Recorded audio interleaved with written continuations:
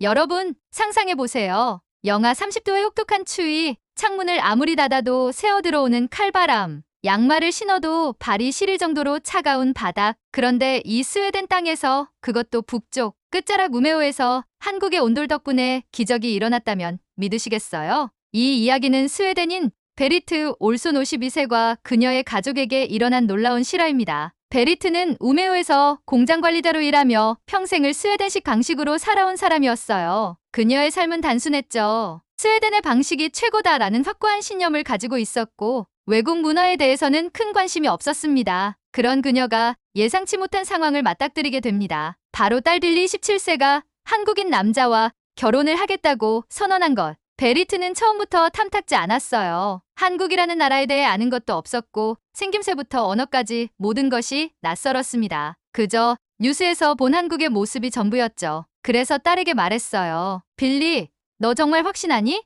그 사람과 살아가는 게 쉬울 거라고 생각해? 빌리는 단호했습니다. 그녀는 한국에서 유학하던 시절 남편을 만났고 그의 따뜻한 성품과 배려 깊은 마음씨에 반했다고 했어요. 엄마, 그는 정말 좋은 사람이야. 만나보면 엄마도 알게 될 거야. 그렇게 한국인 사위 김현우 32세가 스웨덴으로 넘어오면서 가족 간의 문화적 충돌이 시작됩니다. 처음부터 쉽지 않았어요. 베리트는 딸이 한국식으로 인사를 할 때마다 어색했고 밥상에 낯선 반찬들이 올라오는 것도 영 마음에 들지 않았어요. 특히 한국 특유의 빠른 말투와 격식 있는 태도가 어색하고 거리감 느껴졌죠. 그러던 어느 날 스웨덴의 혹독한 겨울이 찾아옵니다. 평소 스웨덴식 난방 시스템으로도 버틸 수 있었던 겨울이었지만 올해는 유독 추웠어요. 바닥이 너무 차가워 실내에서도 두꺼운 양말과 슬리퍼를 신어야 했고 밤에는 침대에서도 이불을 몇 겹씩 덮어야 했습니다. 그때 한국인 사위 현우가 조심스레 입을 엽니다. 어머니, 혹시 집에 온돌을 깔아보는 건 어떠세요? 온돌? 한국식 난방?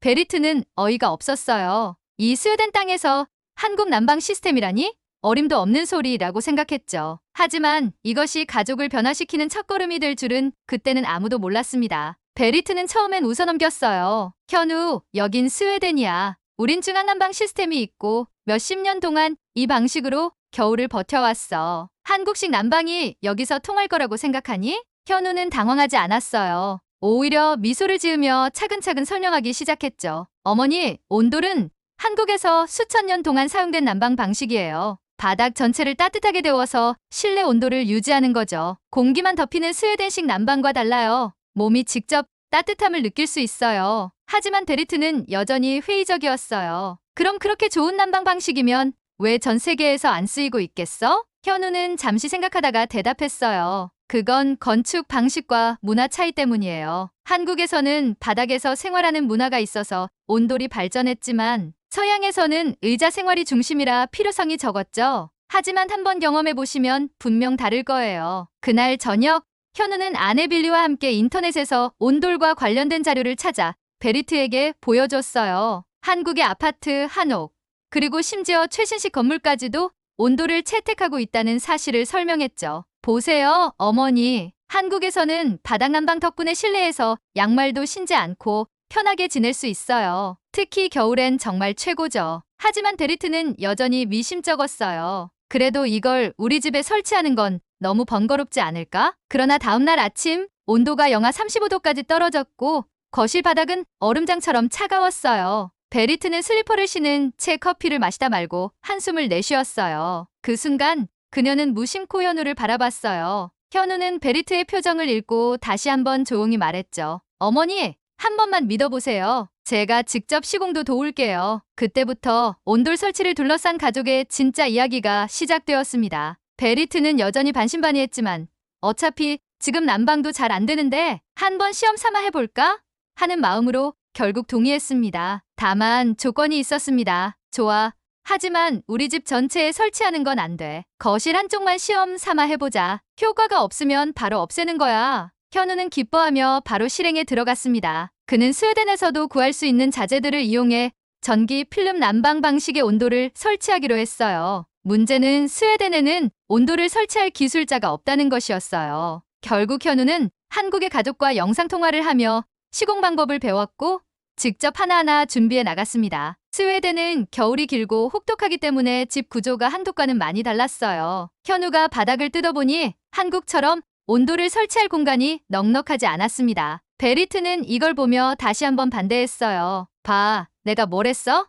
이 집 구조에는 한국식 난방이 안 맞는다니까? 하지만 현우는 포기하지 않았습니다. 그는 한국과 스웨덴의 난방 방식을 비교 분석하며 최적의 방법을 찾아 나갔어요. 결국 기존 바닥을 최대한 보존하면서도 전기 필름 난방을 얇게 깔 수 있는 새로운 방식을 적용하기로 했어요. 어머니, 너무 걱정하지 마세요. 한국에서도 아파트나 주택 구조에 따라 다양한 온돌 방식이 있어요. 저도 공부하면서 맞춰볼게요. 베리트는 여전히 못마땅했지만 현우의 끈기와 노력에 조금씩 마음이 움직이기 시작했습니다. 온돌 설치가 점점 진행되면서 베리트는 또 다른 걱정을 하기 시작했어요. 현우, 한국에선 가스보일러를 쓰겠지만 여기선 전기 난방을 써야 하잖아? 전기세 폭탄 맞으면 어쩌려고 그래? 현우는 이 문제도 미리 대비하고 있었어요. 그는 에너지 효율이 높은 신형 전기 필름을 사용했고 열이 오래 지속되도록 단열재까지 꼼꼼하게 깔았어요. 또한 한국에서 사용하는 온도 조절 시스템을 도입해 전력 소비를 최소화할 계획이었어요. 온돌의 장점은 열을 오랫동안 유지한다는 거예요. 한 번 데우면 쉽게 식지 않아서 기존 난방보다 오히려 전기 사용량이 줄어들 수도 있어요. 베리트는 여전히 믿지 못했지만 현우의 논리적인 설명과 철저한 준비를 보며 조금씩 기대감을 가지기 시작했습니다. 드디어 모든 설치가 끝나고 온돌이 가동되는 첫날이 다가왔습니다. 현우는 조심스럽게 전원을 켰고 가족들은 거실 바닥에 손을 대며 온도가 올라가기를 기다렸어요. 시간이 지나자 차가웠던 바닥이 따뜻하게 데워지기 시작했습니다. 따뜻해? 빌리가 가장 먼저 반응했고 베리트도 조심스럽게 발을 바닥에 대보았습니다. 그 순간 베리트의 표정이 변했습니다. 스웨덴에서 평생을 살아오면서 한 번도 경험해보지 못한 바닥에서 올라오는 따뜻함이었어요. 따뜻한 동기가 아니라 온몸을 감싸는 편안한 열기. 이건 신기하네. 그러나 아직 끝이 아닙니다. 이후 온돌이 가족의 생활을 어떻게 바꿔놓았을까요? 온돌이 가동된 지 하루가 지났어요. 베리트는 처음엔 단순한 호기심으로 바닥을 만져보았지만 시간이 지날수록 이제껏 경험해보지 못한 편안함을 온몸으로 느끼기 시작했습니다. 이상하네. 원래 난방을 틀어도 공기가 금방 차가워지는데 이건 바닥이 계속 따뜻하네. 빌리는 벌써 양말을 벗고 바닥에 앉아 책을 읽고 있었어요. 그리고 현우는 살짝 웃으며 말했죠. 이제 스웨덴에서도 실내에서 양말 벗고 다닐 수 있어요, 어머니. 베리트는 어색한 표정을 지었지만 저도 모르게 바닥에 손을 가져다 댔어요. 발끝부터 퍼지는 따뜻함이 마치 한국의 정치인 같은 느낌이었어요. 하루 이틀이 지나면서 온돌이 가져온 변화는 기대 이상이었어요. 베리트가 가장 우려했던 전기세 문제도 의외로 해결됐어요. 온돌의 열이 바닥에 오랫동안 남아있어서 기존 난방을 계속 틀지 않아도 실내 온도가 일정하게 유지되었어요. 이게 오히려 난방비가 덜 드는 것 같은데? 베리트는 의아한 마음에 전기 사용량을 체크했어요. 그런데 놀랍게도 기존 라디에이터 난방을 사용했을 때보다 에너지 소비가 줄어든 것이었어요. 이게 정말 가능하다고?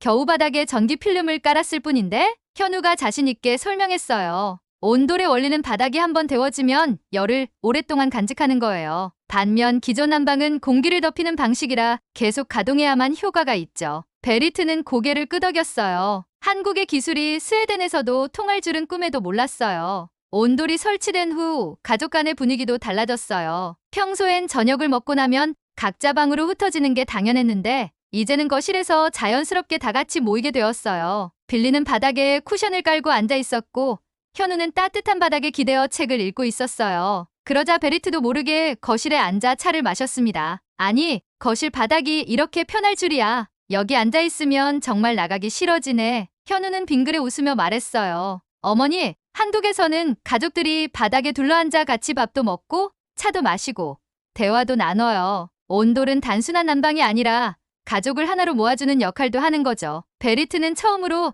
한국의 문화가 조금씩 이해되기 시작했어요. 모든 게 순조롭게 흘러가는 것 같았지만 문제는 또 찾아왔어요. 어느 날 베리트의 친구들이 집에 놀러 왔어요. 스웨덴 친구들은 한국인 사위와 한국식 난방 시스템이 신기하다며 여러 가지 질문을 던졌어요. 아니, 바닥에서 난방이 된다고?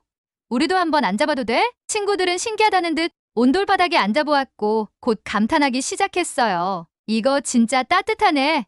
우리 집에도 하나 설치하고 싶다. 그런데 친구 중 한 명이 농담처럼 말했어요. 그런데 베리트, 너네 집이 이제 한국 집처럼 변하는 거야?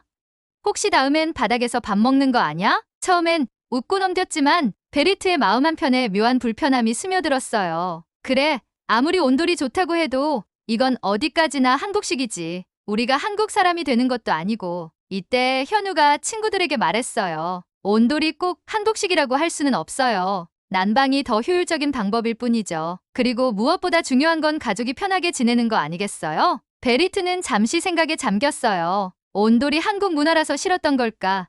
아니면 단순히 익숙하지 않아서 거부감을 느낀 걸까? 과연 그녀의 마음속 갈등은 어떻게 해결될까요? 온돌을 경험한 후 베리트의 생활은 확실히 달라졌어요. 추운 아침에도 슬리퍼를 신지 않고 맨발로 거실을 걸어 다니는 자신을 보며 깜짝 놀랄 때가 많았죠. 정말 이상하네. 이젠 바닥이 차가우면 불편하다고 느껴지다니. 하지만 마음 한편엔 여전히 복잡한 감정이 남아 있었어요. 그런데 그 감정이 폭발하는 일이 벌어집니다. 어느 날 빌리와 현우가 저녁을 준비하다가 이렇게 말했어요. 엄마, 오늘은 따뜻한 바닥에서 같이 저녁 먹을래요? 온돌이 설치된 이후 빌리와 현우는 바닥에 작은 테이블을 놓고 편하게 식사하는 걸 즐기게 됐어요. 하지만 베리트에게는 이게 불편했어요. 뭐? 바닥에서 밥을 먹자고? 베리트는 헛웃음을 지으며 단호하게 말했어요. 아무리 온돌이 좋다고 해도 이건 스웨덴이야. 우리는 원래 식탁에서 밥을 먹어. 나는 그렇게 살아왔고 바꾸고 싶지도 않아. 순간 거실의 공기가 얼어붙었어요. 빌리는 당황한 듯 현우를 바라보았고 현우는 난감한 표정을 지었어요. 어머니, 저희가 식탁을 없애자는 게 아니에요. 그냥 바닥이 따뜻하니까 가끔은 다 같이 편하게 앉아서 식사하는 것도 괜찮지 않을까 해서요. 하지만 베리트는 고개를 저었어요. 나는 스웨덴식이 좋아. 한국식으로 바꾸고 싶지 않아. 그날 밤 베리트는 잠을 이루지 못했어요. 온돌이 좋다는 건 인정했지만 자신의 익숙한 삶이 점점 변해가는 느낌이 두려웠어요. 스웨덴의 전통적인 생활 방식이 점점 사라지는 것 같은 불안감이 들었어요. 이렇게 살다 보면 언젠간 우리 가족도 완전히 한국식으로 변하는 걸까? 그런데 거실에서 들려오는 소리에 그녀는 조용히 문을 열었어요. 현우와 빌리는 작은 테이블 앞에서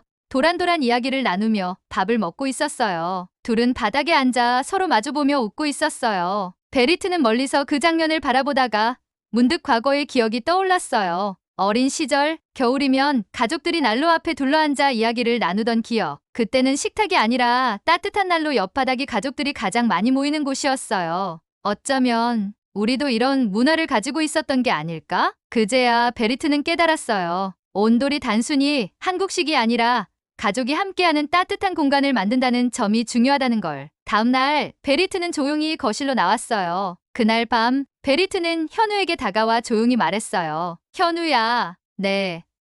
어머니? 베리트는 잠시 머뭇거리더니 부드러운 미소를 지으며 처음으로 이렇게 말했어요. 넌 이제 우리 가족이야. 사위가 아니라 내 아들이다. 현우는 순간 놀랐지만 곧 감동한 표정으로 고개를 숙였어요. 감사합니다, 어머니. 베리트는 따뜻한 온돌 바닥을 한번 쓸어보며 조용히 말했어요. 온돌이 우리 집을 따뜻하게 만들었지만 내가 우리 가족의 마음까지 따뜻하게 만들었구나. 그날 밤 스웨덴의 겨울 하늘은 유난히 맑았어요. 그리고 베리트의 집에서는 따뜻한 웃음소리가 끊이지 않았습니다. 빌리, 현우, 오늘 저녁은 뭘 만들 거니? 빌리가 웃으며 대답했어요. 엄마가 좋아하는 미트볼이랑 감자구이 만들 거야. 베리트는 잠시 망설이더니 작게 한마디 했어요. 그럼 오늘은 따뜻한 바닥에서 같이 먹을까? 빌리와 현우는 깜짝 놀랐어요. 엄마, 정말? 응, 가끔은 나쁘지 않을 것 같아. 그날 저녁 처음으로 세 사람은 온돌이 깔린 거실 바닥에 앉아 함께 식사를 했어요. 베리트는 따뜻한 바닥을 느끼며 미소를 지었어요. 이제 알겠어. 이건 한국식이 아니라 그냥 가족이 가까워지는 방법일 뿐이었네. 현우는 조용히 미소 지었어요. 네. 어머니, 온돌은 그냥 따뜻한 바닥이 아니라 가족이 모이는 곳이에요. 그렇게 스웨덴의 혹독한 겨울 속에서도 온돌은 가족의 마음까지 따뜻하게 만들어주었습니다. 온돌이 설치된 지 몇 달이 지나고 스웨덴의 겨울도 절정에 달했어요. 밖은 여전히 영하 30도를 넘나들었지만 베리트의 집만큼은 따뜻한 온기가 가득했어요. 가족의 생활도 완전히 달라졌어요. 예전에는 저녁을 먹고 나면 각자 방으로 흩어지는 것이 당연했는데 이제는 거실에서 함께 차를 마시거나 이야기를 나누는 시간이 많아졌어요. 이상해. 예전엔 이렇게 같이 앉아있는 시간이 거의 없었는데 베리트는 가족들이 거실에서 함께 웃으며 이야기하는 모습을 보며 문득 생각했어요. 온돌이 단순히 난방을 위한 기술이 아니라 사람들을 한자리에 모이게 하는 따뜻한 힘이 있다는 것을요. 어느 날 베리트의 친구들이 다시 집에 놀러 왔어요. 그들은 집 안에 들어서자마자 따뜻한 바닥을 만져보며 감탄했어요. 아직도 이렇게 따뜻해? 이거 진짜 신기하네. 베리트, 너네 집이 스웨덴에서 제일 따뜻한 것 같아. 그리고 친구들이 깜짝 놀란 건 따로 있었어요. 베리트가 거실 바닥에 쿠션을 깔고 앉아 차를 마시고 있었던 것? 베리트, 너도 이제 바닥에서 생활하는 거야? 베리트는 잠시 멈칫했지만 미소를 지으며 대답했어요. 아니, 그냥 따뜻하니까 여기 앉아있는 게 편하더라고. 친구들은 처음엔 웃었지만 곧 하나둘 바닥에 앉아보았어요. 그리고 모두가 감탄했죠. 어머, 생각보다 너무 편한데? 우리 집에도 이거 설치하고 싶어. 베리트는 친구들이 따뜻한 바닥에서 즐겁게 이야기 나누는 모습을 보며 조용히 미소 지었어요. 그리고 마음속으로 이렇게 생각했어요. 이건 한국식도 스웨덴식도 아니야. 그냥 우리가 더 행복해지는 방법일 뿐이야. 이 이야기는 단순히 한국의 온돌이 스웨덴에서 성공했다는 이야기가 아닙니다. 서로 다른 문화를 가진 사람들이 이해하고 존중하고 받아들이면서 가족이 되어가는 과정입니다. 때로는 익숙한 것에서 벗어나는 것이 두렵고 변화가 부담스러울 때도 있습니다. 하지만 두 변화를 통해 우리는 더 넓은 세상을 경험하고 더 따뜻한 관계를 만들어갈 수 있습니다. 다름이 갈등이 아니라 다름이 우리를 더 가깝게 만들어줄 수 있다는 것을 이 감동적인 이야기를 통해 다시 한번 깨닫게 되었습니다.